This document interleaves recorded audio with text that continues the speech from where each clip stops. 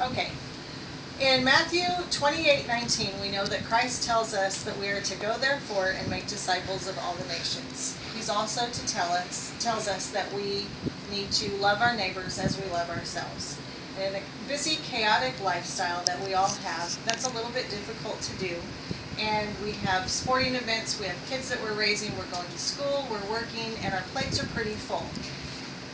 But yet, he commands us to go and love our neighbors and make disciples. God's given me a heart and a passion for women, particularly women who would not darken the doorstep of our churches.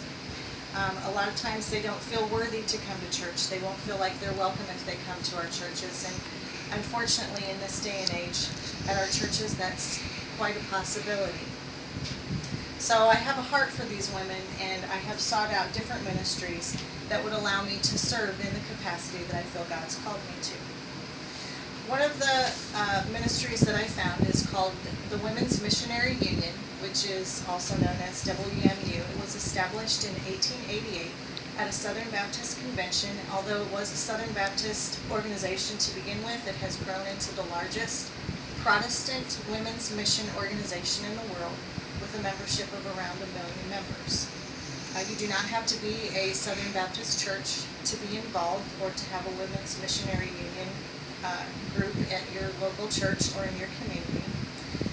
The ministry that I found falls under the umbrella of the WMU, and it is called the Christian Women's Job Corps, or CWJC. There are sites, I believe 66 in the state of Texas and others all across the country, that serve women who are just in need of some life skill training and parenting skills. They cater to women, particularly women with children, and they bring them in, and each site is set up a little differently. The one that I found locally here in Ellis County is set up with a 16-week program, and it's offered twice a year with a short break in between the two 16-week programs. In that program, the women are given life skills. They do a daily Bible study. They have computer skills. If they haven't earned their high school diploma, they get GED training so that when they're finished, they can go and take their GED so that they can feel better equipped to go find a good job. And parenting skills to help them in knowing how to take care of their children, and they also have some fun things for crafts and so forth, and I'll be privileged enough to be able to teach some cake decorating classes this next semester. We have a class that's starting in August, and those women that are just starting will be starting with some brand new computers. They did a fundraiser in April of this year, and they raised enough money to buy 11 new computers, so the 10 new women that are coming into the program will be working on those brand new computers. There are actually teachers who teach the classes and come in and help the women. They have a communications class. They learn speech, much like I'm doing in my class right now, and have to actually go through a mock job interview, so they need to dress appropriately and have themselves ready as if they were going in for a real job interview.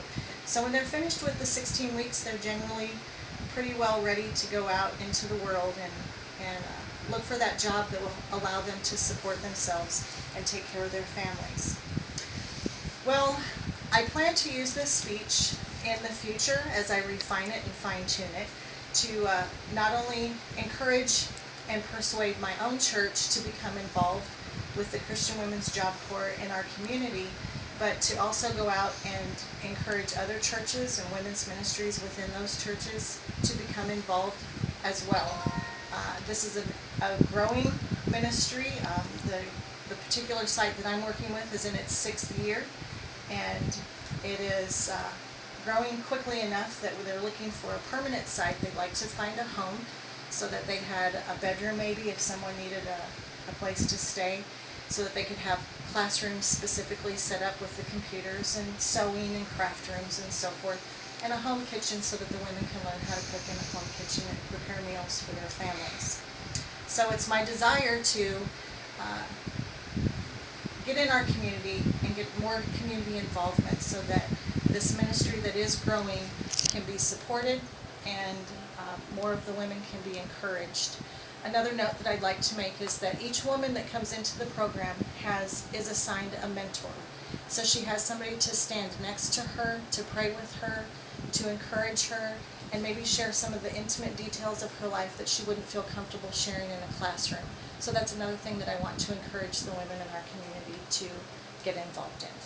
Thank you.